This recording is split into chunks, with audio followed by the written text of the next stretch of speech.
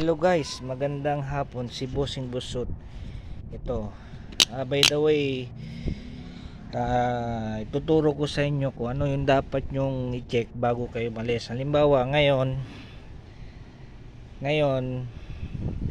travel kayo kinabukasan. Ngayon, check nyo lagi yung brake fluid, kung maximum ba yung yung abot. Halimbawa, ito naka maximum, dapat kailangan puno po yung brake fluid nya, kagaya yan, diba? Nakakita nyo po yung level, pinaka level nya yan, ito po yung level nya yan, naka level siya.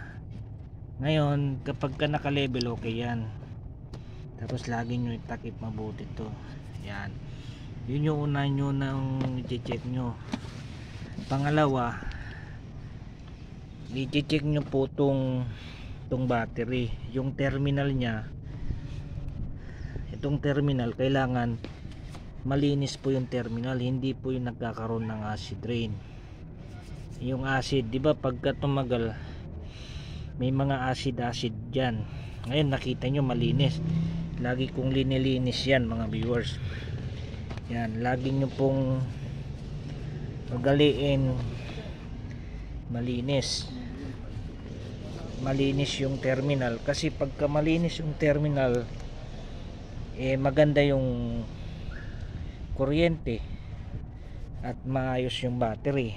Yan, ngayon i-check nyo lagi, lilinisin nyo. Ngayon malinis, lagi nyo i-check itong terminal nya. Yan, tignan nyo kung malinis, kasi pagka malinis, okay po yun. Yan,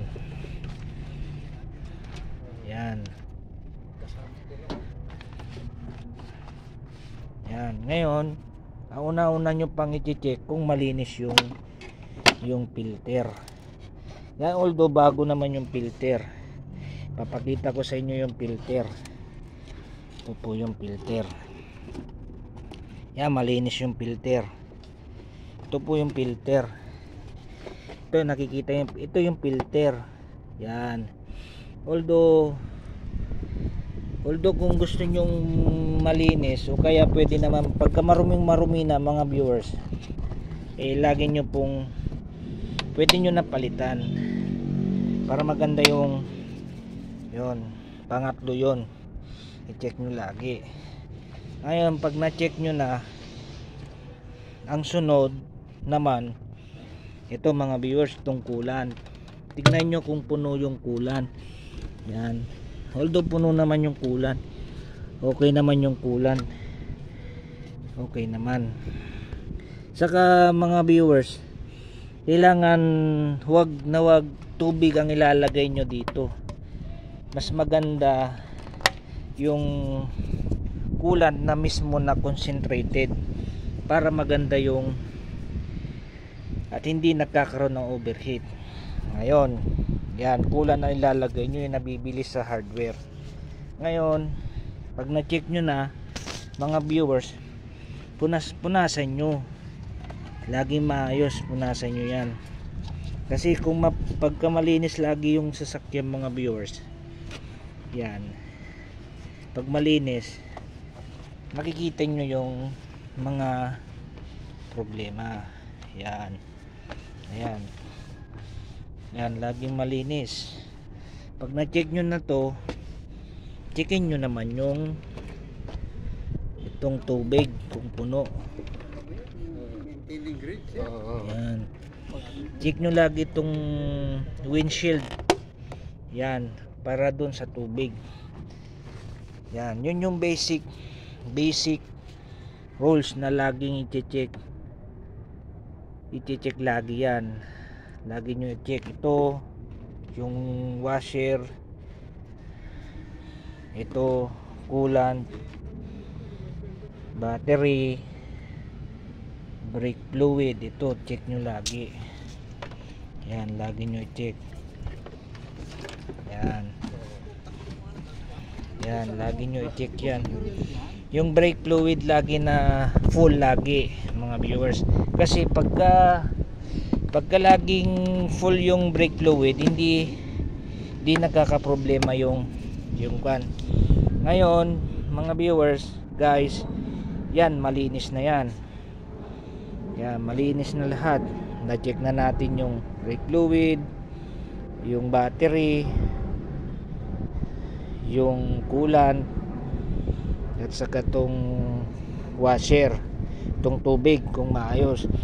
Ngayon pag natapos nyo na check lahat dyan, ngayon ang isusunod nyo naman kung okay, i-check nyo naman po tong headlight nyo kung maayos yung, kung okay yung ilaw nyo, yun ganun, check nyo lagi.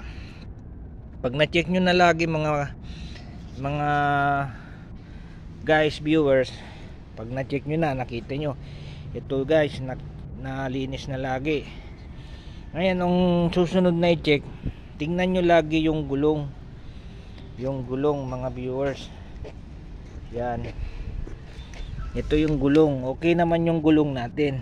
Ngayon ang problema kasi kapag laging napa-flat, ang una-una nyong tignan ito po, itong pito, kailangan nyong baguhin nyo mismo. Although maayos yung gulong. Yan, okay na mga viewers. Yan, although na-check na lahat, ngayon i-check nyo naman magkabilaan mga viewers. Yan, ito lagi nyo i-check ito mga viewers, itong tinatawag nila na pito, kasi kadalasan ang